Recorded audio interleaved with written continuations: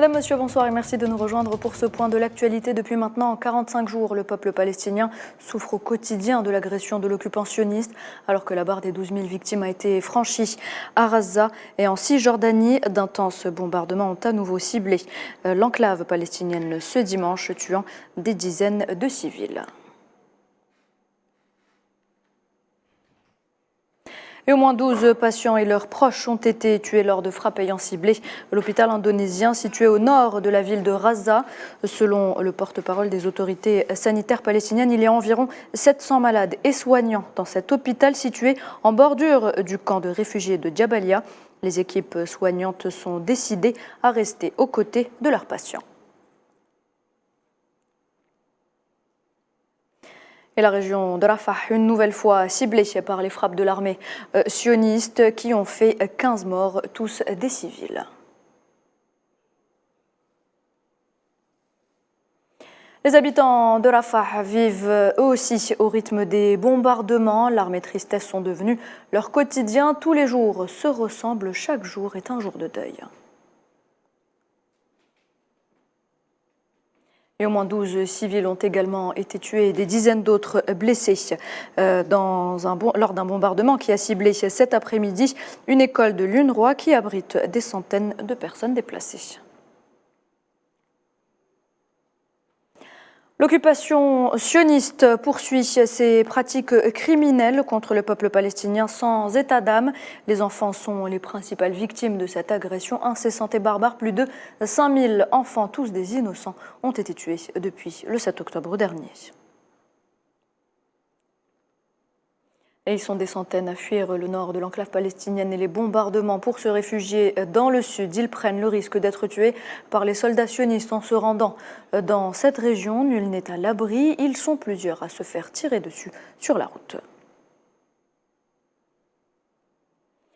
Les atrocités sionistes à Gaza sont une insulte à l'humanité et ne peuvent être justifiées sous aucun prétexte. Ce sont là les propos de Riyad Mansour, représentant permanent de l'État de Palestine auprès des Nations Unies. Ces propos ont été écrits dans des lettres identiques envoyées au secrétaire général des Nations Unies, au président du Conseil de sécurité de ce mois-ci et au président de l'Assemblée générale des Nations Unies, dans lesquels il dénonce donc l'entité sioniste qui continue de mener des agressions acharnées contre le peuple palestinien qui souffre sous son occupation, ignorant les appels mondiaux à un cessez-le-feu et les appels de l'Assemblée générale et du Conseil de sécurité à une trêve humanitaire.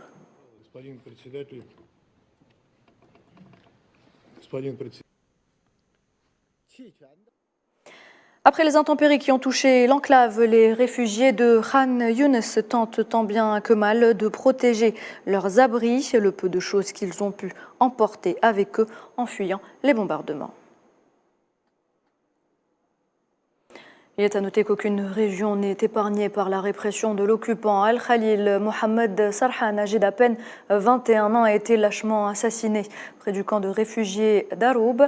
Les soldats sionistes ont délibérément ouvert le feu sur le défunt.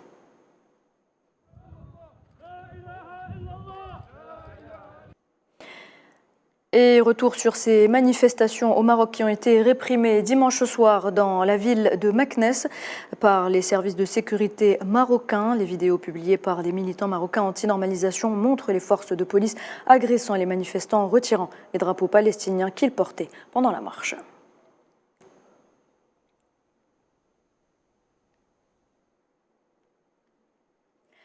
L'actualité de ce lundi marquée également par cette annonce faite par le Premier ministre Nadel Al-Baoui qui a réitéré l'appel lancé par le président de la République Abdelmadjid Tebboune à tous les hommes épris de liberté, aux hommes de conscience de par le monde, aux juristes et aux organisations de défense des droits de l'homme en vue d'intenter une action judiciaire auprès de la Cour pénale internationale et des organisations internationales de défense des droits de l'homme contre l'entité sioniste pour ces crimes perpétrés à l'encontre du peuple palestinien particulièrement dans la bande de Gaza.